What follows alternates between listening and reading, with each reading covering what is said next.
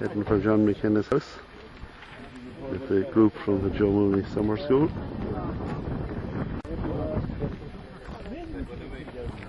Oh, it's einfach Ollie, the fan.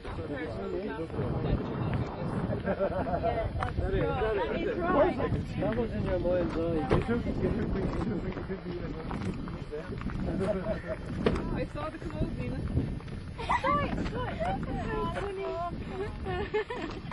Wouldn't she?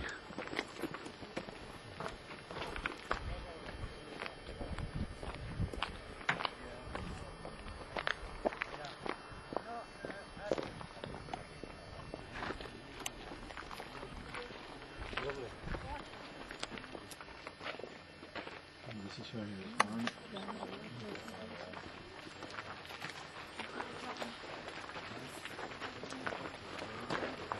Born in 1880, died in New York, 1947. Sinead?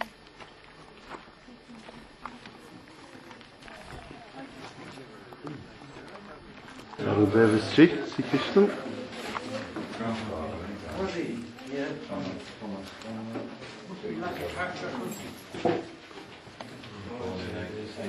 Here, this is where John McKenna was born in 1880. His father, I think, came from Arigna, and he married in here. And this is the area here. The townland is called Tents, and it's in the parish of Tarman. There's a church and a monument to Josie down at the just near the lake. John.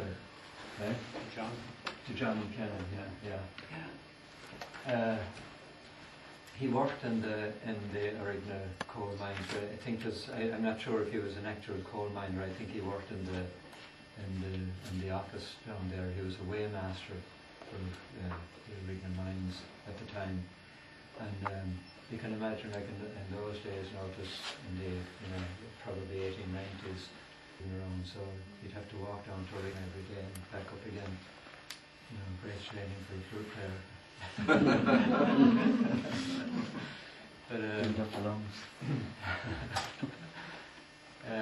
what did I say? Like this, the old house here was occupied at the time. After he left by, I think it was a brother of his was lived here, married here, and it was occupied up into the 1980s, anyway, maybe 20 years ago.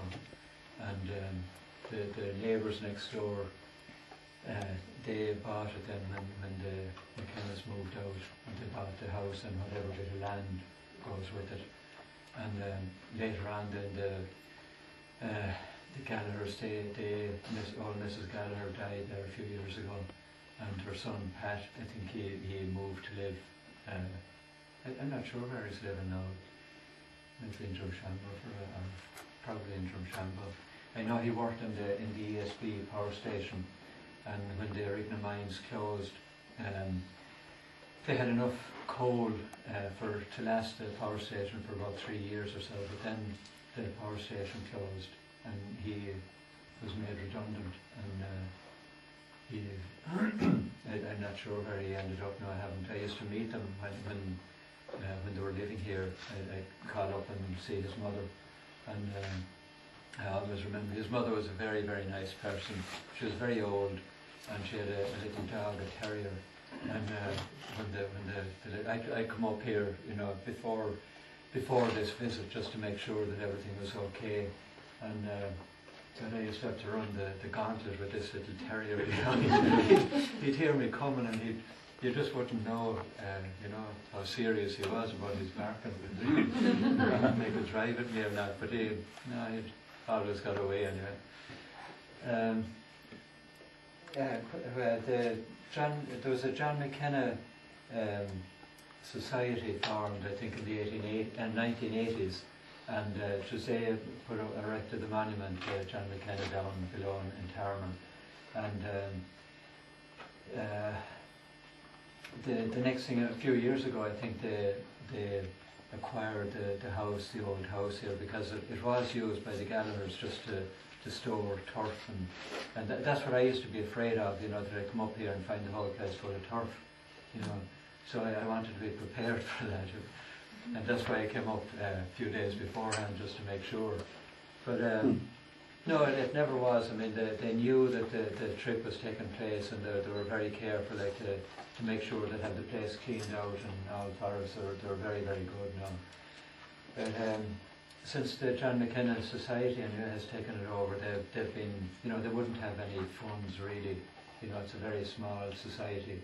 You know, before the festival in Drumshanbo, the society, they used to organise maybe for, well, since the early 80s, I suppose, they used to organise a session down on the main road down there, where they'd have a big kind of flat-bottomed container with truck, like with the side all removed off it, and all the flute players, so nearly all flute players, you know, they'd all sit along the side of this truck and play there for an afternoon. They'd have just a full day, and all the audience would be. You know, life was very tough, and as I explained to the people in our bus on the way up, there was a railway connecting Orignan to the Cavan and Leitrim railway line, and went right all the way to Belfast. So if you wanted to go abroad, the easiest place to go to was Scotland, because you just got on the train here and you went all the way to Belfast and got the boat across. But and that's what a lot of the people, a lot of the musicians around here who went to America, that's the way they went. They started off and went to Scotland.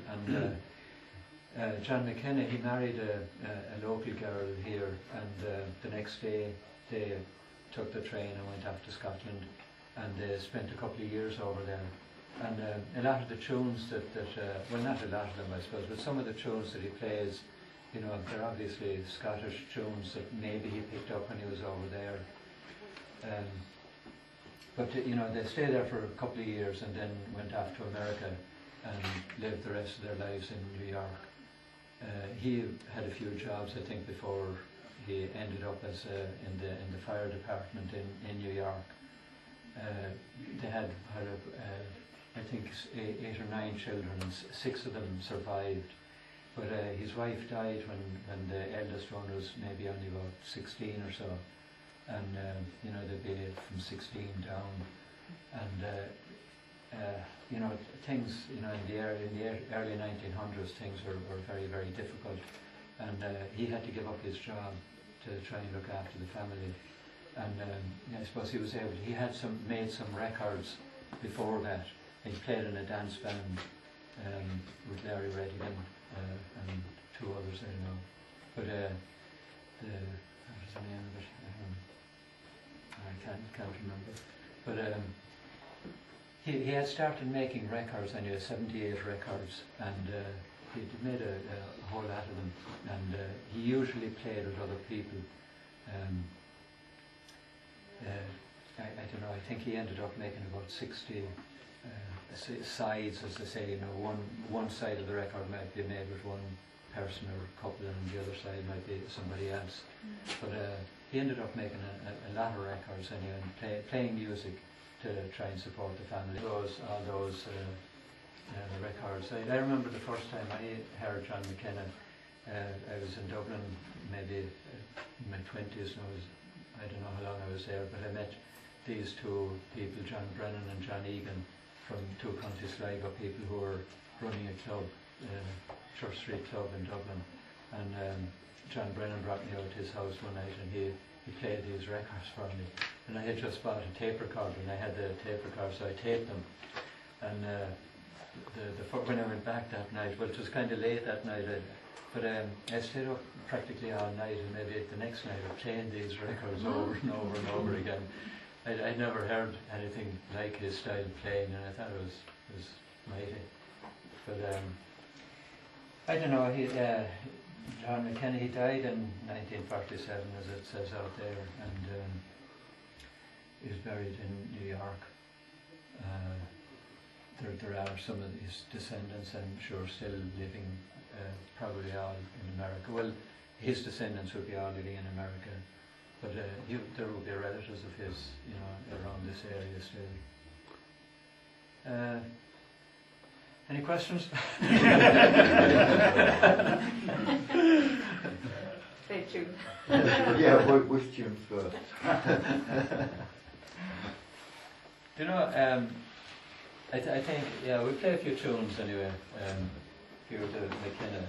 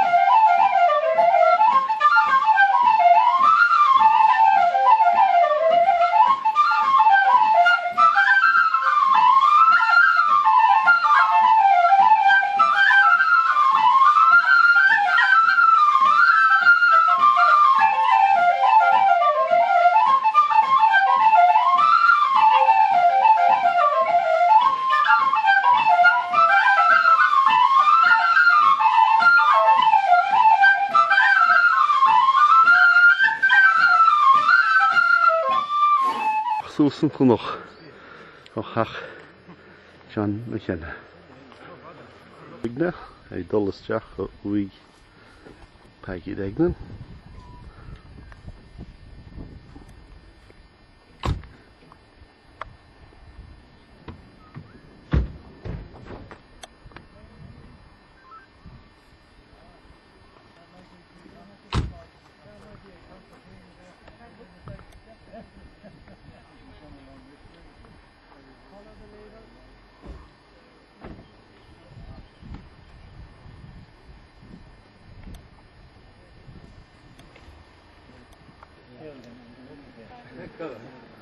Week Peggy Degnan.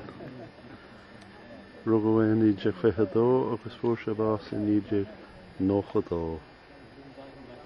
And he picked Seamus Horn, even though they hadn't played together for 4 or 5 years. But they had played a lot before that in a Cayley band, the Shannon Star Cayley band. And I had a kind of a memory of the Shannon Star Cayley band because back in the 60s with a few other people, I was asked, 3 of us were asked to come up from Dublin and to adjudicate the Cayley band, all the competitions that were on in connection with the Toastal Festival that was on here. I think it was 1963 or 64, and 2 of us anyway were adjudicating the Cayley bands, and we gave the Shannon Star the first prize. They didn't know. Because you wanted to be able to go home, did you? Exactly. How did you guess?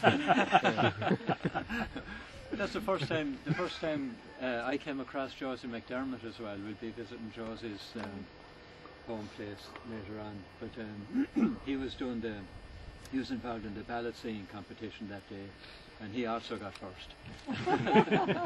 But he wasn't from Drumshanbo, no, he was from Ballyfernan.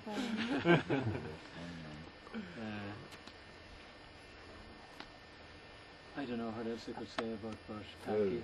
You can say about his being maybe barred from the place where his memorial was being held on. Yeah, when he died, you know, as is the custom, like there was a big session of music down in Flynn's Bar, down the bottom of the hill there. Yeah. But while he was alive, he was barred from the pub. But he was made very welcome over in Drumshanbo in Paddy Mack's pub there. Like that's where he used to spend most of his time. Why was he barred? Your guess now is as good as mine. You got the honeymoon as well. The honeymoon as well. Yeah, there's a story about Patsy Henley's honeymoon, isn't there? There is. I'm not too sure of the ins and outs of it. Like. Well, I wouldn't. Everybody else was. He did go on. He did go on the honeymoon. Patsy and Pauline Henry's honeymoon for a couple of weeks. They drove around Ireland. That's something about a pair of socks as well, but I don't know about that.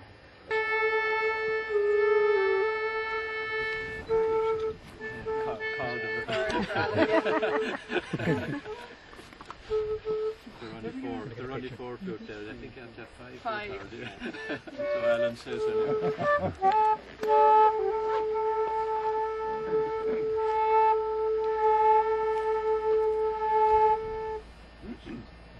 You can blame any bad note on the echo. Changes frequency. Don't just say the wind's blowing. Down the Milltown Malbay like that. Michael, 14 Paddy. Huh? 14 Paddy. Yeah. Okay. Do you know that one? No. I know it, but sure, I wouldn't be able to play it as fast as you fellas anyway. Diddle daddle dee yaddle dee yaddle hey da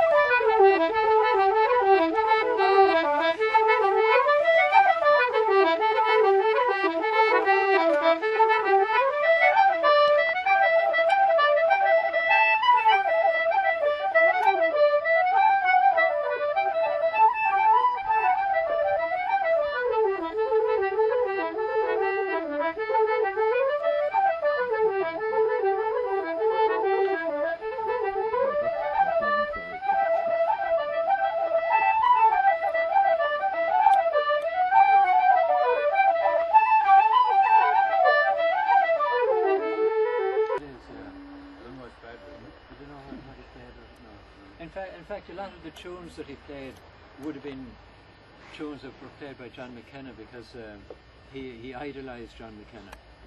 And any time that Pack would be asked to play a couple of tunes on his own, there'd be always some of John McKenna's tunes.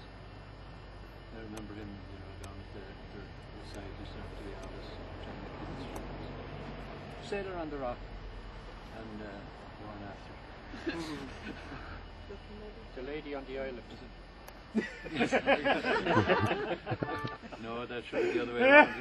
It's the Lady on the Island, followed by the Sailor on the Rock. Yeah, let's play it for them. But the way they are, they're separated. Huh? Oh yeah, well, they're separated. Yeah, they're separated. There's a break in between.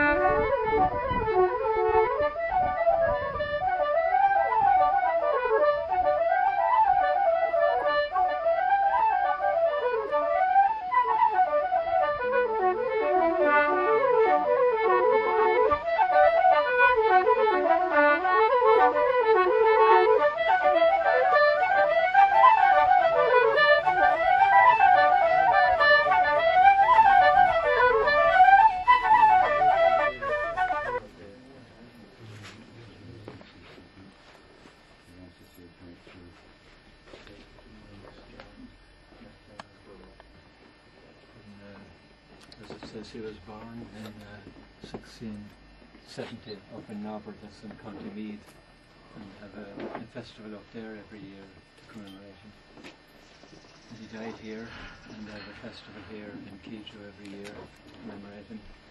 And he was married and lived in County Leitrim, and they have a festival there. They did have it. A big carrot. There is a monument, yeah, in Mohill, yeah. I suppose he spent most of his life really in Mohill, or you know, between all his travels around the country anyway. That's where he was based, if you like. And his wife was from Fermanagh. And she died while he was just like you know, John McKenna's wife. His wife died when the family were all very young as well. They had 6 children, I think. They had 5 girls and one boy. And he had to rear them all. I think the youngest one was only about 12 or something like that when she died. Carlo's time, even the concertina didn't exist. There were flutes, but they wouldn't have keys, I think, like these. No, they were just simple system flutes, you know, without any keys. For simple people, just like me. No, like, yeah.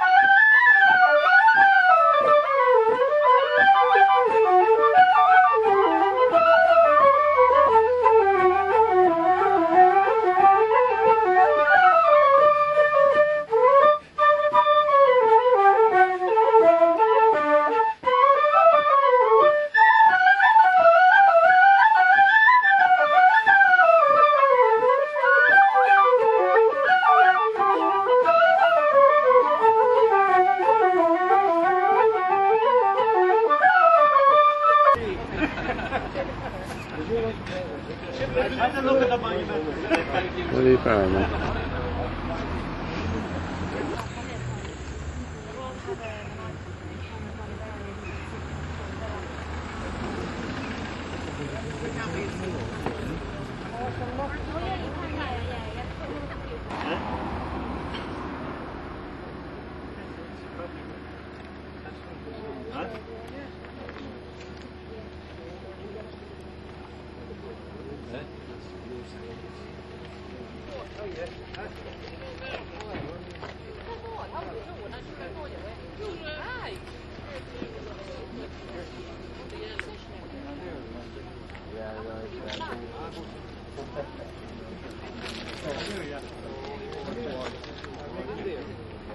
I've done that before.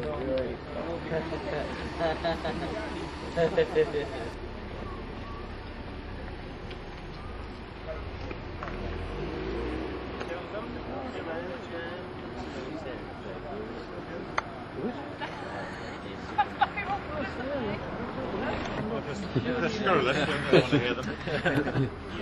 Well, I never know how many have heard it all before, you know. Sure, Frank here could tell you all about No, it. you can tell it to me tomorrow. It'll be new. Josie was another. Josie was a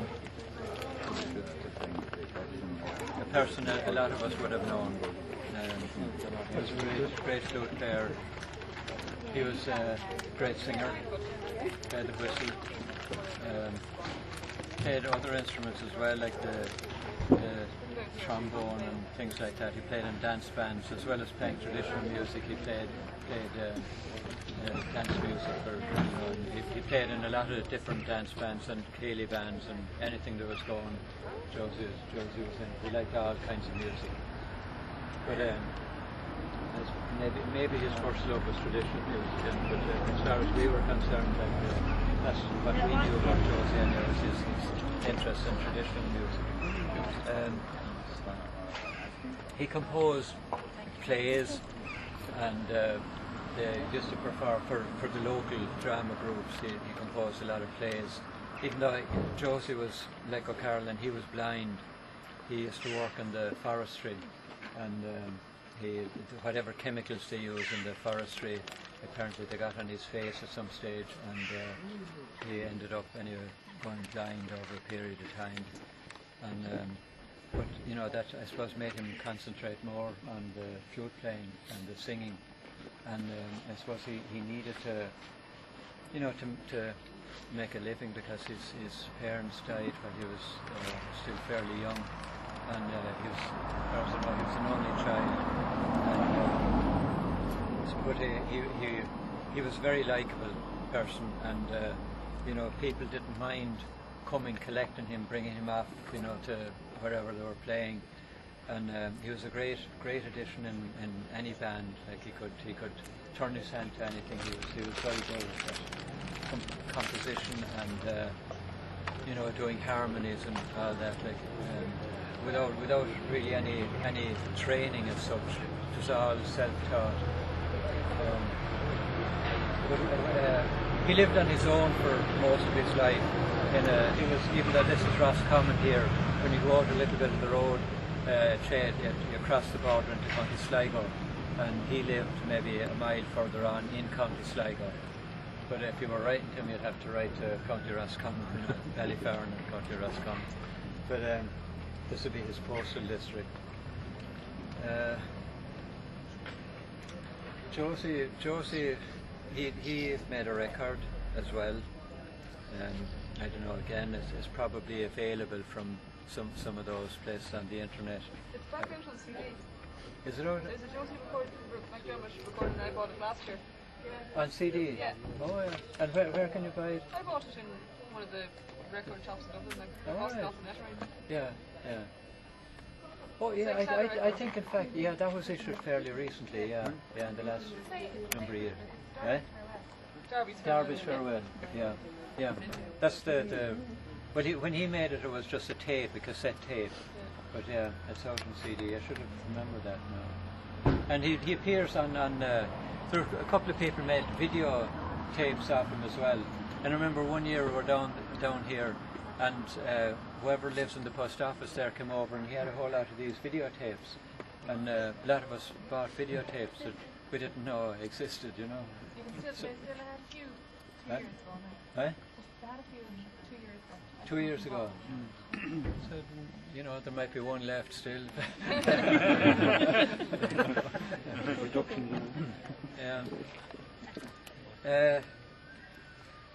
Josie, he composed a lot of reels as well, and a lot of them are played by, you know, they kind of drifted into tradition, and they're liked by traditional musicians, and they're played by them.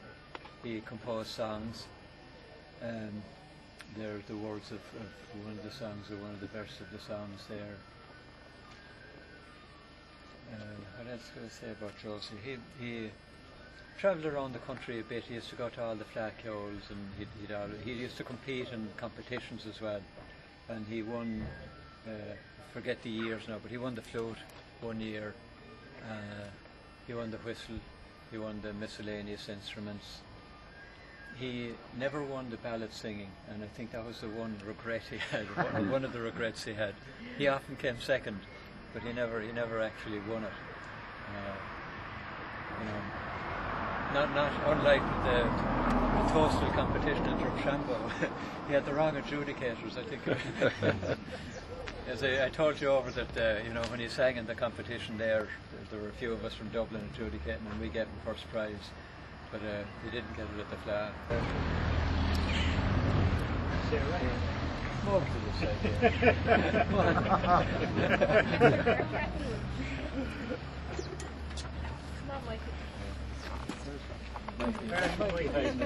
You can stand up in the back there.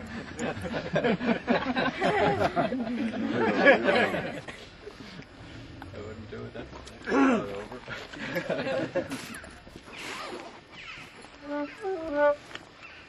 His trip to Birmingham, I suppose, is the most popular of the tunes. Everybody plays the trip to Birmingham now. So we'll do the same.